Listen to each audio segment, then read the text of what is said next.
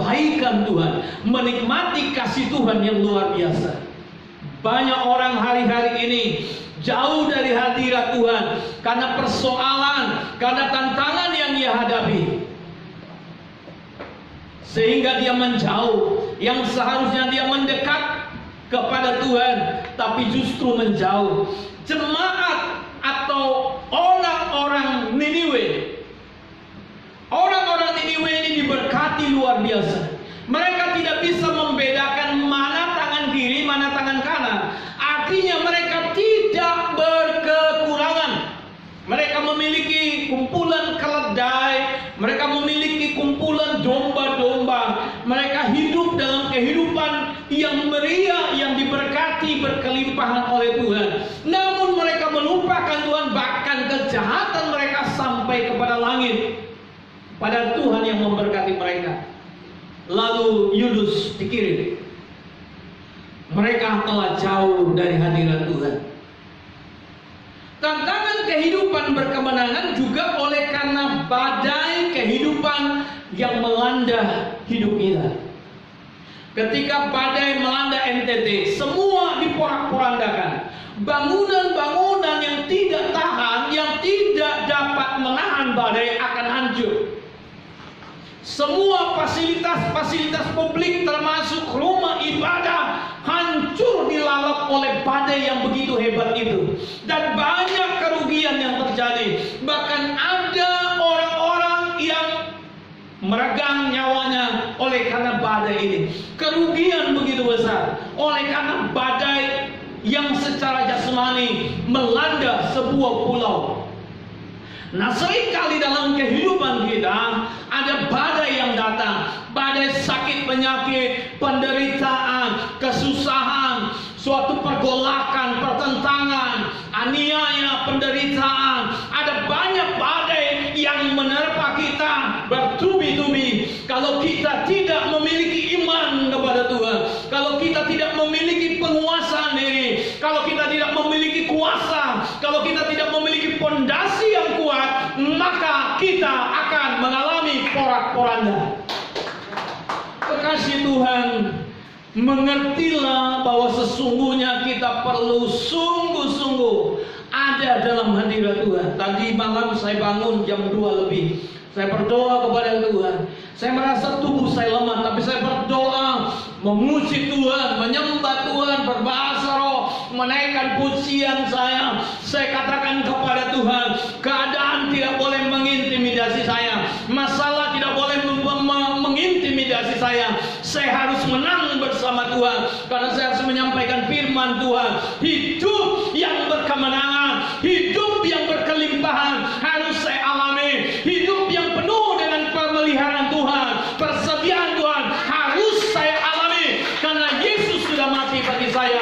Dan ini harus terjadi dalam hidup saya, hidup saudara, dan hidup orang-orang yang mengenal Yesus sebagai Tuhan. Hidup berkemenangan bukan sekadar keselamatan. Hidup berkemenangan bukan sekadar disembuhkan, tapi hidup yang berkemenangan adalah hidup memerintah bersama-sama dengan Tuhan, berjalan bersama Tuhan, masuk dalam tujuan-tujuan Tuhan, merenungkan firman Tuhan, menanyakan apa yang Tuhan mau dalam hidup kita, apa yang harus kita perbaiki, apa yang harus kita evaluasi dalam kehidupan kita, sehingga kita mengalami progres, mengalami kemajuan, mengalami suatu kemajuan yang nyata, sehingga nyatalah Tuhan beserta hidup kita, dan kita menjadi orang Kristen yang bukan biasa-biasa, tapi orang Kristen yang powering, memiliki power, memiliki kuasa, memiliki keteladanan, memiliki kesaksian hidup yang luar biasa, dan Tuhan mau kita mengalaminya. Hidup berkemenangan bukan sebuah filosofi. Hidup yang berkemenangan adalah hal yang harus kita alami. Bagian yang kedua, berdoa adalah langkah tepat untuk memulai hidup yang berkemenangan. Kenapa berdoa adalah langkah yang tepat untuk memulainya? Yesus memulai pelayanannya. Dia dia memulainya di dalam sebuah doa. Dan ketika dia mau mengakhiri pelayanannya di Taman Getsemani, dia masuk dalam doa di Taman Getsemani. Doa Getsemani menjadi doa yang dia sampaikan, di mana dia menang atas intimidasi, menang atas segala sesuatu yang menekan kehidupannya, dan berkata, biarlah cawan ini berlalu daripadaku, tetapi bukan kehendakku. Kalau bisa ya Tuhan. Tapi dia berkata, biarlah cawan ini, jika tidak dapat berlalu, maka kehendakmu. Kalau cawan ini tidak mungkin berlalu, namun kehendakmu lah yang jadi. Dan dia menyerahkan seluruhnya kepada Tuhan.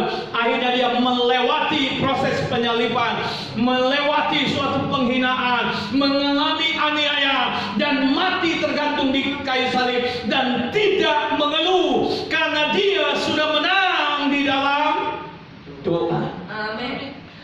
Doa membawa kita kembali ke jalur yang benar. Dengan berdoa, menyerahkan, doa penyerahan yang sungguh-sungguh, mempercayai kendali Tuhan. Masa depan kita ada dalam kendali Tuhan. Yang kedua, doa membawa perubahan dalam roh kita dan mempengaruhi persepsi kita. Doa membawa perubahan di dalam roh kita dan mempengaruhi persepsi kita. Jadi ketika kita berdoa, kita bukan sekedar menyampaikan permohonan-permohonan kepada Tuhan, tetapi ketika kita berdoa, kita sedang mengalami suatu perubahan di dalam roh. Kita sedang mengalami suatu perubahan di dalam roh kita, sehingga perubahan itu mempengaruhi persepsi kita terhadap keadaan, terhadap situasi yang kita alami. Terkasih Tuhan, doa membawa perubahan dalam roh kita dan mempengaruhi persepsi kita. Amin. Yang ketiga, doa menghubungkan kita kepada sumber yang tidak terbatas, yaitu pribadi Kristus yang mengasihi kita. Doa menghubungkan kita kepada sumber yang tidak terbatas, yaitu pribadi Kristus yang menang, yang mengasihi kita. Pakai mic saja, mic yang satu. Sampai nak. Puji Tuhan. Doa menghubungkan kita kepada sumber yang tidak terbatas. Haleluya. Angkat aja mic-nya. Agak atas meja ini. Sampai tak? Oke, angkat. Cabut kabel jauh. Oke, puji Tuhan. Kabel. Haleluya. Ya, checking. 1, 2, 3. Ya. Kita lanjutkan. Oke.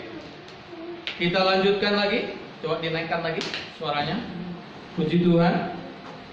Doa menghubungkan kita kepada sumber yang tak terbatas, yaitu pribadi Kristus yang mengasihi kita.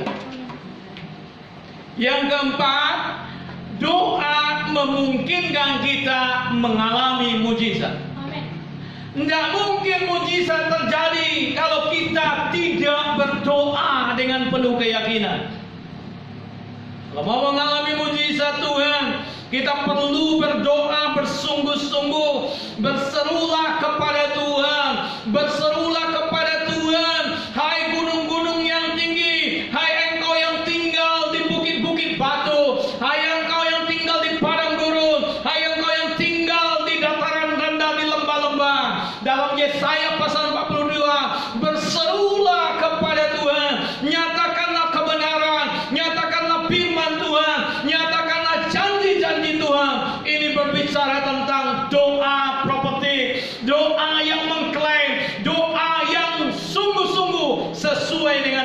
hadirat Tuhan. Bukan doa-doa yang cengeng, tapi doa yang penuh dengan kuasa. Elia adalah orang manusia biasa, sama seperti kita. Namun firman Tuhan katakan, dia berdoa dengan bersungguh-sungguh.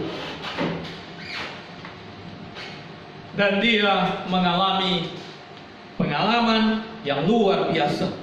Jadi doa memungkinkan kita mengalami mujizat.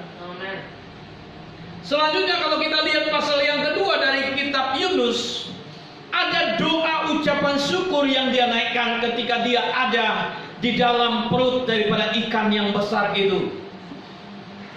Doa ucapan syukur sebagai penyerahan dan pengakuan akan kebesaran Tuhan. Bersyukurlah dalam segala hal, sebab itulah yang dikehendaki Tuhan bagi kamu. Yunus selama 3 hari dalam perut ikan, bisa hidup di dalam perut ikan yang besar itu, yang secara logika tidak mungkin makhluk hidup yang membutuhkan oksigen tinggal dalam perut ikan 3 hari 3 malam dan dia masih di situ. Adalah mustahil tinggal dalam perut ikan. Ketika laut membelenggu dia, ketika dia masuk dalam pusaran-pusaran air, ketika dia masuk dan dicaplok oleh ikan besar itu, dia mengalami suatu kematian. Dia yakin bahwa hidupnya sudah berakhir, bahwa dia telah selesai. Namun Yunus berseru di tengah-tengah daripada perut ikan itu dan berkata, apa doa Yunus? Dalam kitab pasal yang kedua, dia menyampaikan sebuah doa ucapan syukur Yunus. Berdoalah Yunus kepada Tuhan Allahnya dari dalam perut ikan itu, katanya, dalam kesusahanku aku berseru kepada Tuhan dan Ia menjawab aku. Dari tengah-tengah orang-orang yang mati aku berteriak dan kau dengarkan suaraku. Telah kau lemparkan aku ke tempat yang dalam, ke dalam pusat lautan, lalu aku terangkum oleh arus air. Segala gelora dan gelombangmu melingkupi aku. Dan aku berkata, telah terusir aku dari hadapan matamu. Mungkinkah aku memandang lagi baitmu yang kudus? Segala air telah mengepung aku, mengancam nyawaku. Samudra raya merangkum aku, lumut lautan membelit kepalaku. Gede, besarkan sedikit. Di dasar gunung-gunung aku tenggelam ke dasar bumi.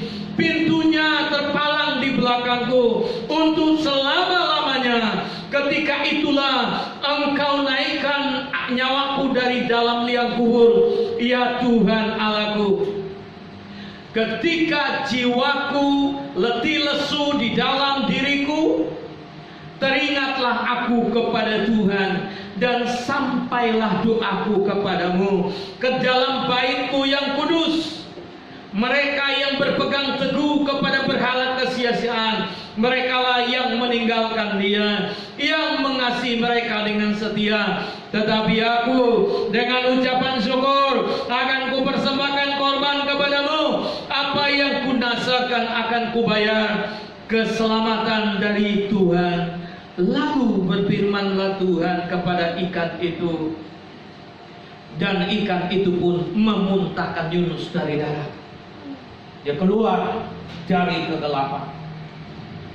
Dia mustahil mengalami suatu kehidupan. Mustahil, tidak mungkin. Tapi dia berdoa dengan doa ucapan syukur.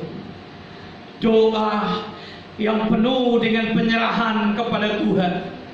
Di tengah-tengah keputusasaan, di tengah-tengah kegelapan, di tengah-tengah dia merekam nyawanya kehabisan oksigen untuk bernapas.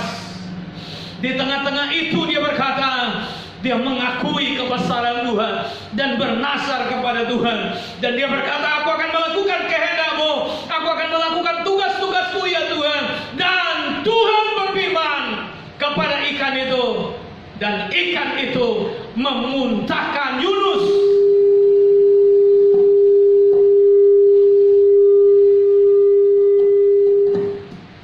Dan ikan itu memuntahkan Yunus ke darat. Kekasih Tuhan, sepertinya karena kita terlalu sering melihat cerita ini, kita lupa bahwa ini sebuah peristiwa yang luar biasa, yang mungkin bisa kita aplikasikan dalam kehidupan kita. Tuhan mau kita mengalami suatu kehidupan yang berkemenangan. Tuhan mau kita hidup dalam kelimpahan, dalam kesehatan, di dalam segala yang disediakan Tuhan bagi kita. Seringkali kita yang gagal, Tuhan tak pernah gagal, karena Dia sudah menyelesaikan dan sudah melakukan bagiannya dalam hidup kita. Sekarang adalah giliran kita menyatakan kuasa Tuhan dalam kehidupan ini. Doa adalah langkah yang tepat untuk memulai suatu kehidupan yang berkemenangan. Selanjutnya, doa sebagai cara untuk berdiskusi dengan Tuhan atas keberadaan, atas jawaban, argumentasi, alasan yang kita yakini. Melalui doa kita berargumentasi. Melalui doa kita menyampaikan keluhan-keluhan, alasan, excuse apapun, dan Tuhan tidak akan pernah menolak kita. Ketika kita mulai excuse, ketika kita membuat alasan, ketika kita menyampaikan persepsi kita kepada Dia, Dia tidak pernah menolak kita. Dia pasti mendengarkan diri kita, namun Dia pasti memberi jawaban yang terbaik kepada kita. Seringkali kita berargumentasi dengan orang lain. Seringkali kita menolak diri kita, konflik interest kita sendiri, konflik batin. Mari kita berkomunikasi di dalam doa kepada Tuhan.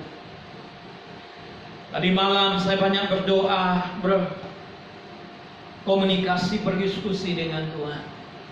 Saya menemukan kekuatan yang baru, suatu damai sejahtera yang baru. Saya harus menang bersama dengan Tuhan. Dan yang terakhir, doa sebagai sarana untuk memperoleh. Doa sebagai sarana untuk memperoleh apa yang Tuhan sediakan. Kita menemukan jawaban, mujizat, ketersediaan masa depan, kesehatan, semua itu di dalam doa kita. Kalau kita tidak menang di dalam doa, kita mustahil hidup dalam hidup yang berkemenangan. Yesus dipenuhi dengan doa-doa sepanjang hidupnya.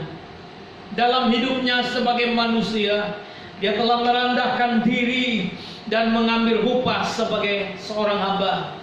Meskipun Dia adalah Allah, namun Dia tidak mempertahankan kesetaraan dengan Allah itu sebagai suatu milik yang perlu dipertahankan. Amen. Dalam hidupnya sebagai manusia, Dia telah mempersembahkan doa dan ucapan syukur dengan keluhan kepada Dia yang sanggup mendengarkan dia. Dan oleh karena kesalehannya, oleh karena ketekunannya, maka Yesus didengar.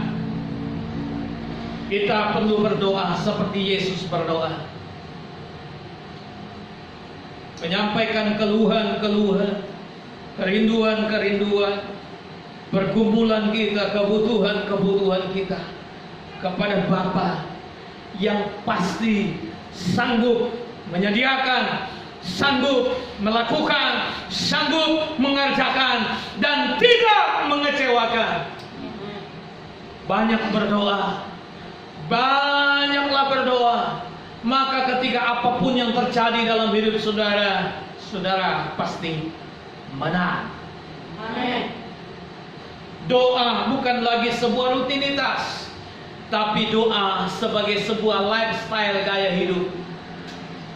Berdoa dimanapun saudara berada. Banyak orang hari-hari ini kehilangan waktu untuk berdoa karena kesibukan, karena gadget, karena persoalan, karena pekerjaan, karena situasi-situasinya, karena sibuk menikmati kelimpahan, karena sedang mengalami sebuah keadaan yang baik, mereka tidak lagi duduk di hadirat Tuhan. Seperti orang-orang di Niniwe, mereka bukan lagi melupakan Tuhan, tapi kejahatannya sampai ke langit. Namun puji Tuhan, mereka akhirnya bertobat dan merendahkan diri, sehingga mereka dipulihkan oleh Tuhan, hatinya dikembalikan kepada Tuhan. Namun Yunus perlu diajar oleh Tuhan, karena nubuatannya tidak tersampaikan, tidak tergenapi. Dia merasa malu.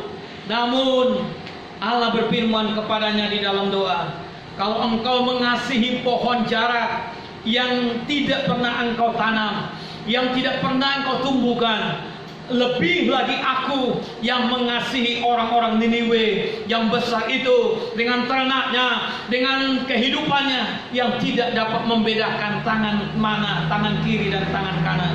Artinya mereka hidup dalam suatu keadaan yang sangat baik. Bukankah aku mengasihi mereka? Tuhan sangat mengasihi kita. Tuhan mau melakukan yang terbaik, memberikan yang terbaik. Seringkali kita gagal mengalaminya, dan kita seringkali menyalahkan keadaan, menyalahkan situasi, menyalahkan diri kita. Namun kita tidak berusaha mencari tahu, dan kita hanya bisa menemukannya di dalam doa. Amin. Puji nama Tuhan. Demikianlah firman Tuhan, pelajaran mengenai apa yang dialami Yunus adalah sebuah filosofi, pandangan kepada kita untuk kita hidup dalam kehidupan yang berkemenangan. Doa adalah cara untuk memulainya. Puji nama Tuhan. Demikianlah firman Tuhan. Mari kita naikkan sebuah pujian kepada Tuhan sebagai rasa ucapan syukur kita, pengagungan kita kepada Bapa. Haleluya. Amin.